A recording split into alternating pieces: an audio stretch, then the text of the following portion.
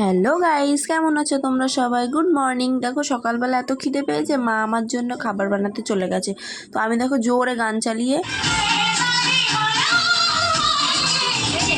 দেখলে তো আমি জোরে গান চালিয়ে নিজেও গানে ব্যস্ত হয়ে গেছি। তো দেখো মা গরম গরম চা দিয়ে দিয়েছে, আর দিয়েছে তোমার রায়তা, আর দিয়েছে হচ্ছে চিলা।